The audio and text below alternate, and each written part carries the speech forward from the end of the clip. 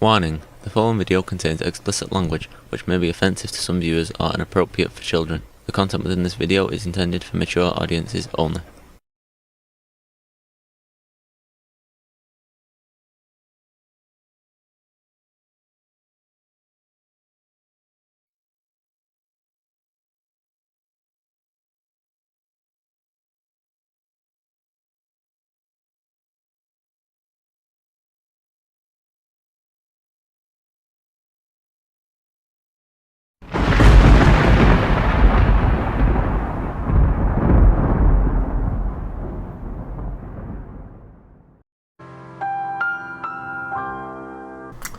Hello and welcome to this video. Today I want to talk about some things that I feel we're getting a bad thrashing or whatever. People dumping on it, people just being mean and cruel to different media productions. That, yes, these particular productions, there's three that I'm going to highlight, and that's Star Wars The Acolyte, Batman Caped Crusader, and the new Borderlands movie. These productions have, for lack of a better, not really lack of a better term, but a term that people are going to be able to identify with, is these particular things got shit on because for the wrong reasons. There's no such thing as a perfect show, a perfect movie, perfect cartoon, what have you. And there are things that are made for a certain point of view. Not really a certain point of view, just kind of there to be done. The first one I'm going to talk about is the Acolyte, Star Wars The Acolyte, done by Disney Lucasfilm. There are critiques. There are things that you can say that need to be improved upon. And be very justified, being very, very correct. There were some production issues. There were some editing issues. There's some clunky dialogue. There are things that felt like that the creator wanted to go with a particular subplot, and Disney came through and cut that out. But those are very valid critiques, very valid assessments of things that could be improved upon. Now, what unnecessarily happens is, and I actually saw this on Reddit. Someone had posted about the Acolyte, and somebody in the comments actually honestly said, "There are no lesbians in space." That was their comment. And I went back to go look for it to, do like a pop-up somewhere, like up in here somewhere. And it looks like it got removed.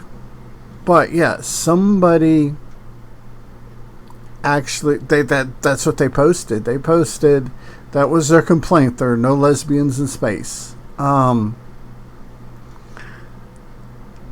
I don't know the extent of this person's travels in space, but I have a feeling they're not too dissimilar from mine. And that's just a hell of a statement to make. As big as space is and all, and I imagine you could run down and pop around the solar system, in a week or so. But it is what it is. And okay, if you have a problem with sexual orientation, sexual gender, stuff like that, you may just want to lock yourself into your house and close the door and seal the windows and turn off TV set and throw away your cell phone and disconnect from the internet, because guess what? There are trans people, there are homosexuals, there are heterosexuals, there are bisexuals, there are asexuals, there's, you name it. If we have a word for it when it comes to sexuality, there is a group of people that embody that. Deal with it, okay? That's just, you can't not incorporate them. And especially now that we're moving toward a more tolerant society in which these groups are actually starting to get rights, getting equal rights, equal to what their white, cisgender, heterosexual, conservative, Christian counterparts already enjoy. So yeah, bashing this show because you have lesbians, because you have, oh my God, you have black lesbians on top of that. Or your main hero has the wrong skin color. I saw that. A lot of people bashing Soul, the Master Soul, because he's not a white guy. Neither was Samuel L. Jackson, who played the Mace Windu, and did a really good job of that. But nobody seemed to be worried about that. But now we have an Asian Jedi. Can't have an Asian Jedi, or a South Korean Jedi, excuse me. It's just, I don't know. That was a whole mess unto itself. And like I said, that's if your criticisms are for technical aspects, like I was saying earlier, for the editing, some of the editing wasn't all that great. Like I said, there is a scene in the beginning of the fourth episode between the character of Osha and the character of the Jedi Padawan of Souls, which is real clunky. It doesn't make sense. Yes, that is a valid criticism, but criticizing it because of the perceived or stated race, sexual orientation, whatever of the characters that's not valid. Moving on to Batman Caped Crusader. This is an animated thing. This is a cartoon. This is a very adult cartoon. This is made for the kids that grew up watching Batman the Animated Series in the 90s. This harbiges back to the golden age of comics. Batman's outfit, the aesthetic, the ambiance, the Art Deco, the 1940s feel, the style of everything being that Art Deco mixed into the 1940s. It's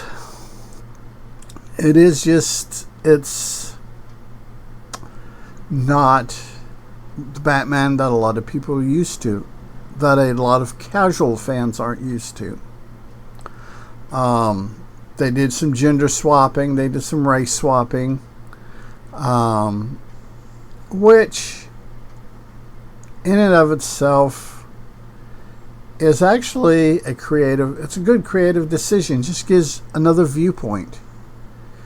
And the DC being famous all the way back to the 1980s about being a multi-universal thing. There's multiple things that a multiverse.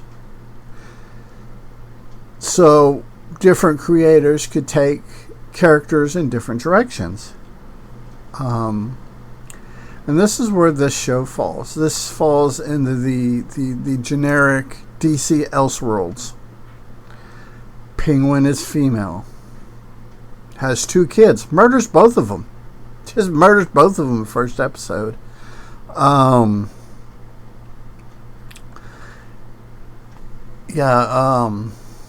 Harley Quinn is Asian and kind of thick in the thighs, got a little bit of junk in the trunk.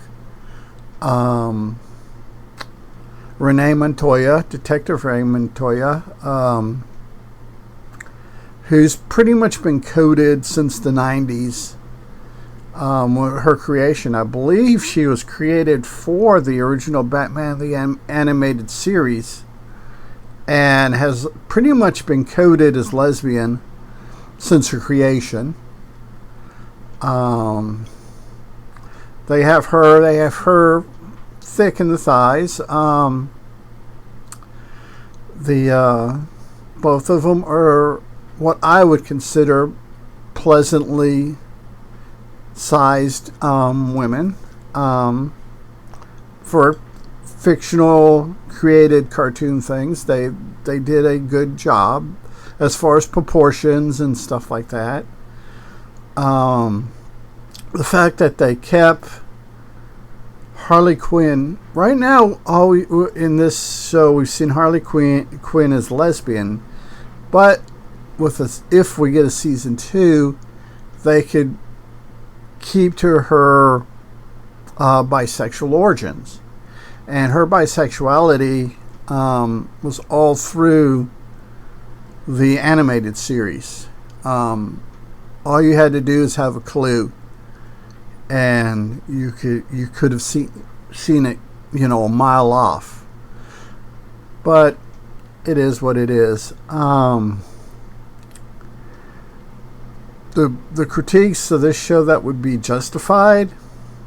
Some of the scenes were the way they did the animation. The lighting for the animation was too dark.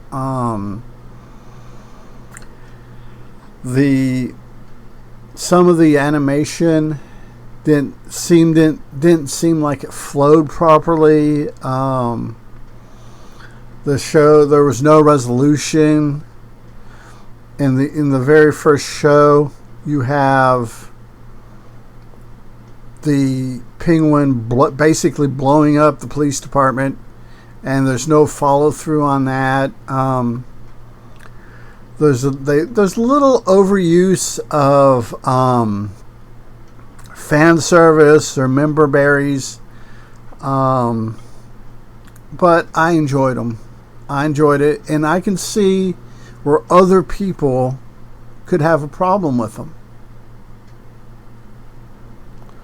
But though, like I said, those are not those critiques of like the Batman with the long ears, the Golden Age. Give me my other drumstick.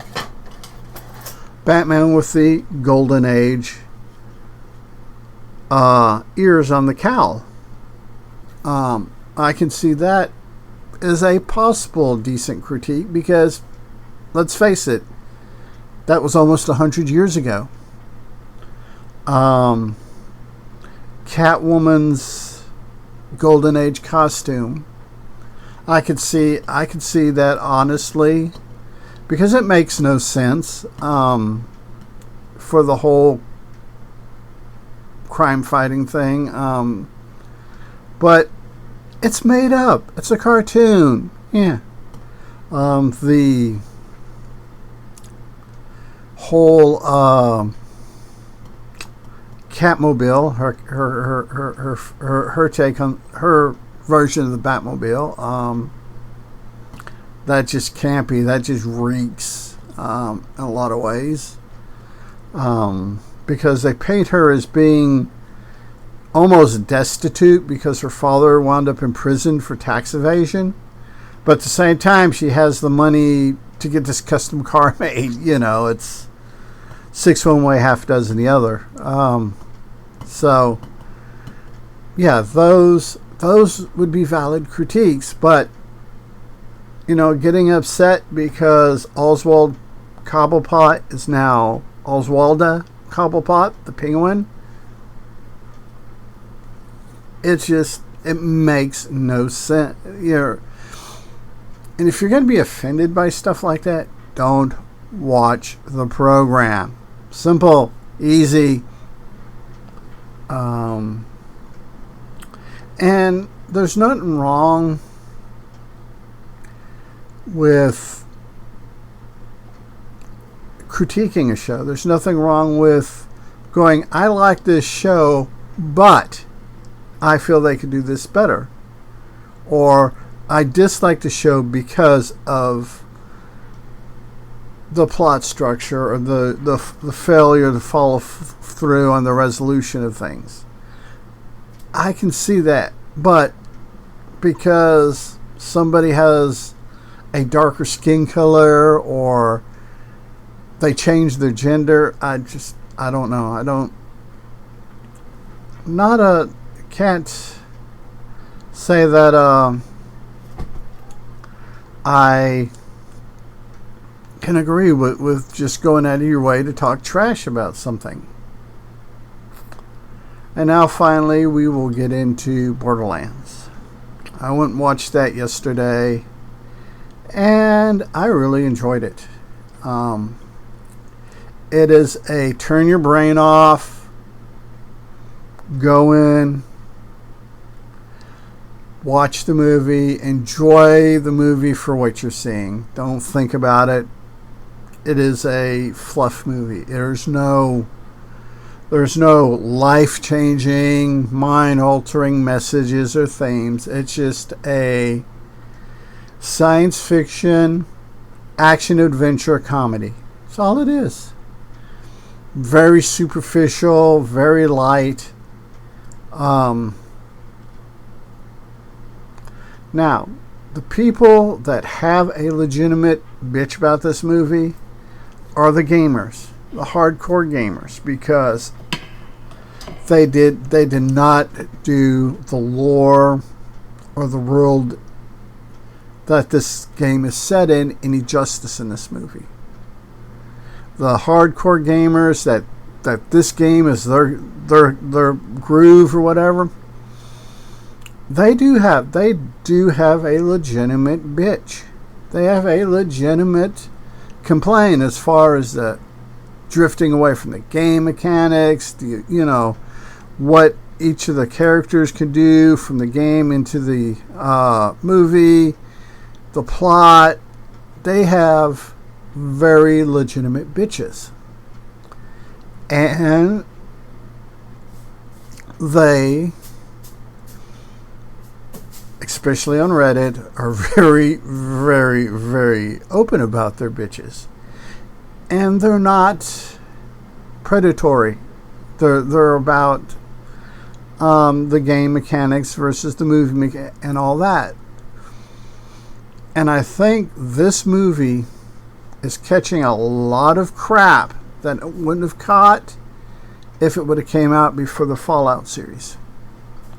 The Fallout series made it that much harder for video game interpretations into live action. It's Fallout. Nolan and his people did such a fantastic job with Fallout that anything that was in post-production or in production or post-production at the time that Fallout came out have to go against some fairly hard critiques, because let's face it, Fallout is the new gold standard. Fallout and all of us over on Fallout is on Amazon Prime, and all of us is on the HBO or Max or whatever they're calling. Warner Brothers is calling their streaming service this week. So yeah, Borderlands being one of the first things that came out after Fallout. Yeah, it's the gamer community is going to trash it, going to tear it a new hole, because we have this standard, and this is one of the first things that came out, and it just doesn't measure up. So yeah, it's that movie just badly timed. Though I can say, if you're a fan of comedy, especially Kevin Hart and Jack Black's type of comedy, this movie is for you. A Jack Black, Kevin Hart team up is almost as good as a Jack Black and Lizzo team up. Season 3 The Mandalorian on Disney Plus. There's an episode, and this episode is a filler episode, and it is fluff, and it's just kind of, it's stupid funny, but Jack Black and Lizzo steal the show from all the main characters. Din Djarin, Bo-Katan, that team up of Lizzo and Jack Black, and the pairing of Jack Black and Kevin Hart in this movie is real damn close. Now, what they need to do is do something with Lizzo, Jack Black, and Kevin Hart, and boom, I think you would have probably close to the perfect comedy at that point. So I'm gonna wrap it up here.